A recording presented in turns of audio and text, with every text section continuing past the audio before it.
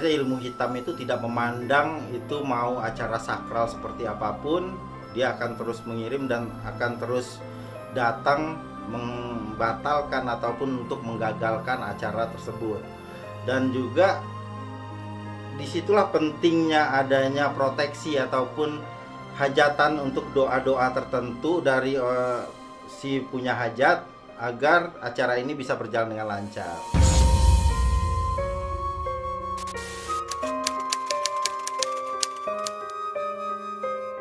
Biasanya dalam tradisi ataupun kebudayaan Indonesia, setiap kita mau melakukan acara pernikahan itu biasa diadakan doa-doa tertentu dari keluarga dan mengundang banyak orang untuk memanjatkan doa kepada Sang Pencipta agar hajat pernikahan ini bisa berjalan dengan lancar dan juga terlindung dari energi-energi negatif.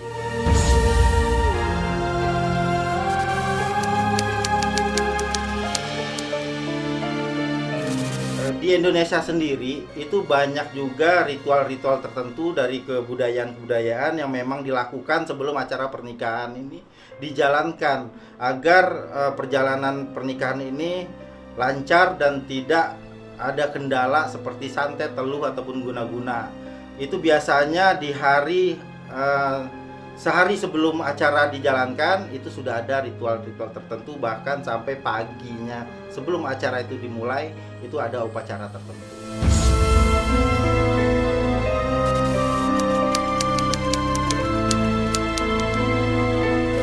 Kalau untuk ritual tertentu untuk memproteksi dari serangan sihir dan macam-macam dari energi negatif, itu biasa dilakukan oleh seorang praktisi ataupun ketua adat atau orang-orang yang sudah dituakan di tempat itu.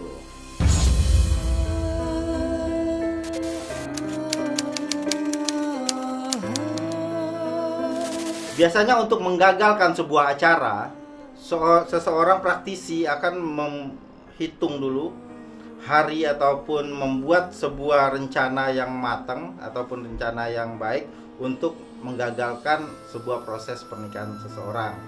Nah, pelaku sihir ini akan melakukan ritual dari 3 hari sebelum acara ini dilakukan.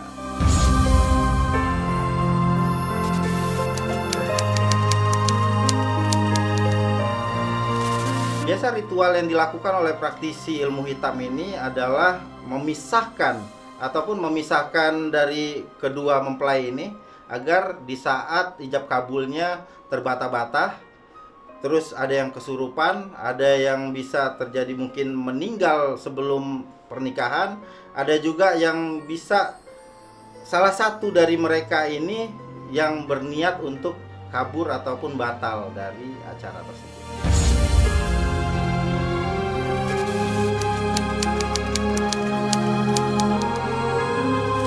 Jadi kejadian yang banyak terjadi di Indonesia tentang gagalnya pernikahan di saat ijab kabul itu biasanya adanya kiriman-kiriman seperti guna-guna yang membuat salah satu dari pihak mempelai ini kesurupan dan terganggu psikis ataupun pikirannya. Karena kembali lagi kita ketahui bahwa jin ini bermain di pikiran, hati, dan pendengarannya.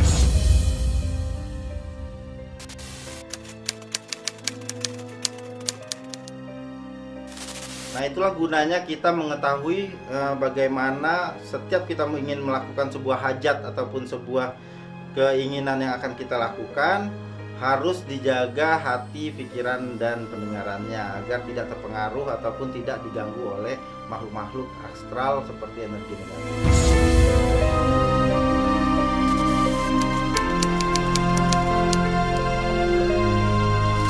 Jadi banyaknya ditemukan di Indonesia ini berbagai macam media seperti boneka yang diikat ataupun boneka yang dirajah dengan mantra-mantra tertentu dan di situ diritualkan, biasa dilakukan oleh praktik ilmu hitam untuk menyatukan seseorang, memisahkan seseorang, menutup aura seseorang, bahkan bisa mematikan seseorang.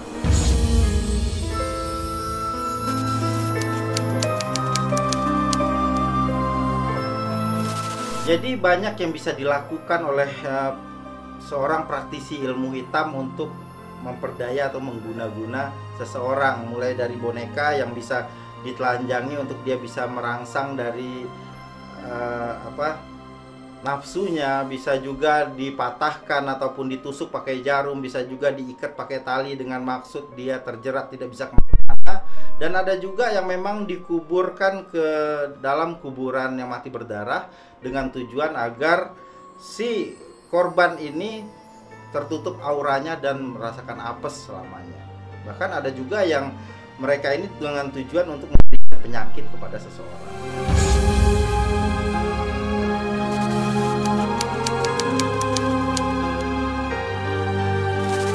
Ada dua maksud di mana media ini dibuang ke laut ataupun ke sungai dengan tujuan satu, dia untuk menetralisir ataupun untuk membersihkan dari guna-guna ini. Ada juga yang memang untuk biasanya memisahkan. Jadi memisahkan pasangan agar pasangan ini terpisah seperti orang yang di laut ataupun yang di terombang-ambing lah di laut.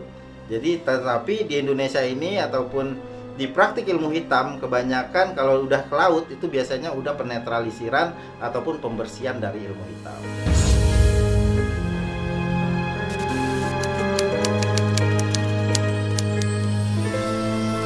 Biasanya media untuk praktik ilmu hitam ini hanya dilakukan ataupun hanya bertujuan selama 40 hari selama proses ini diritualkan. Setelah proses ini selesai diritualkan, media yang digunakan itu tidak ada gunanya lagi.